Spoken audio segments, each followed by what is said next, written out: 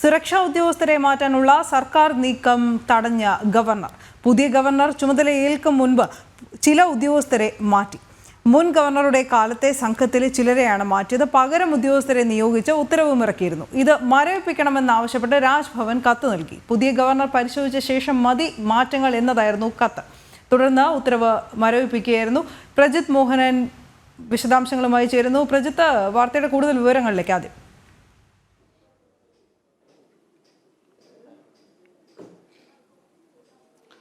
എന്തായാലും ഒരു സർക്കാരിന്റെ ഭാഗത്ത് നിന്നുണ്ടായ ഒരു അസാധാരണ നീക്കം, ആ അസാധാരണ നീക്കത്തിന് അസാധാരണമായ നീക്കം കൊണ്ട് തന്നെ മറുപടി നൽകിയിരിക്കുകയാണ് ഗവർണറും രാജ്ഭവനും എന്നുള്ളതാണ്. എന്തായാലും കൃത്യമായ സന്ദേശം നൽകിയിരിക്കുന്നു. അനാവശ്യമായ ഇടപെടലുകൾ അംഗീകരിക്കില്ല എന്നുള്ളത് തന്നെ ഈ ഘട്ടത്തിൽ നമുക്ക് പറയേണ്ടി വരും. ദിവസങ്ങൾക്ക് മുൻപാണ് ഈ പുതിയ ആരിഫ് മുഹമ്മദ് ഖാൻ സ്ഥാനമൊഴിഞ്ഞ അർലേക്കർ പുതിയ ഗവർണറായി സ്ഥാനമേൽക്കുന്നതിന് മുൻപ് തന്നെ നേരത്തെ ഉണ്ടായിരുന്ന സ്റ്റാഫായി ഉണ്ടായിരുന്ന ആളുകളെ ഒഴിവാക്കി 3 പേരെ ഒഴിവാക്കുന്ന, സർവീസിൽ നിന്ന് മാറ്റുന്നത്, അതായത് രാജ്ഭവനിലെ ഉത്തരവാദിത്ത ഡ്യൂട്ടിയിൽ നിന്ന് മാറ്റുന്നതുമായി ബന്ധപ്പെട്ടുള്ളൊരു രീതിയിലേക്ക് പോലീസ് പോയത്. നമുക്ക് മനസ്സിലാകുന്നതനുസരിച്ച് ആരിഫ് മുഹമ്മദ് ഖാനുമായി വളരെ അടുപ്പമുണ്ടായിരുന്ന, അദ്ദേഹവുമായി വളരെ സഹകരിച്ച് പ്രവർത്തിച്ചിരുന്ന 3 ഉദ്യോഗസ്ഥരെയാണ് ഈ രീതിയിൽ രാജ്ഭവൻ ഡ്യൂട്ടിയിൽ നിന്ന് മാറ്റാനുള്ളൊരു നീക്കത്തിലേക്ക് പോലീസും സർക്കാരും ഒക്കെ പോയത്. എന്നാൽ രാജ്ഭവൻ ഈ വിഷയത്തിൽ വളരെ പെട്ടെന്ന് തന്നെ ഇടപെടുന്ന ഒരു സാഹചര്യമുണ്ടായി.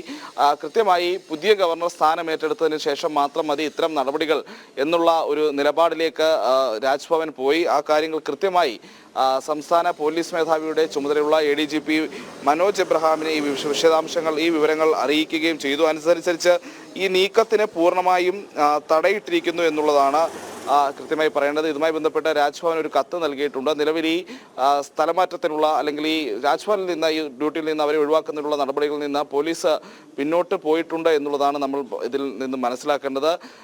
നേരത്തെ ഇതിൽ നിന്ന് പ്രത്യേകിച്ചൊരു കാര്യം പറയാനുള്ളത്, നേരത്തെ ഉണ്ടായിരുന്ന ഗവർണർക്കൊപ്പം നിന്ന ഉദ്യോഗസ്ഥരാണ് എന്ന് നമ്മൾ സൂചിപ്പിച്ചിരുന്നല്ലോ. സമാനമായ രീതിയിൽ പുതിയ ഗവർണർ വരുന്നതിന് മുൻപ് തങ്ങളുടേതായ ആളുകളെ, പ്രത്യേകിച്ച് സർക്കാരിന് അനുകൂലമായി നിൽക്കുന്ന ഉദ്യോഗസ്ഥരെ രാജ്ഭവനിൽ തിരികെ കയറ്റാനുള്ള ശ്രമമാണോ സർക്കാരിൻ്റെ ഭാഗത്തു നിന്നുണ്ടായത് എന്നുള്ള സംശയം വരുന്നുണ്ട്. ആ നീക്കത്തിന് ആദ്യം തന്നെ തടയിടാൻ ഗവർണർക്കും രാജ്ഭവനും കഴിഞ്ഞു എന്നുള്ളതാണ് ഈ വാർത്തയിൽ ഏറ്റവും ശ്രദ്ധേയമായ കാര്യം. അനു. ശരി പ്രജിത്ത്.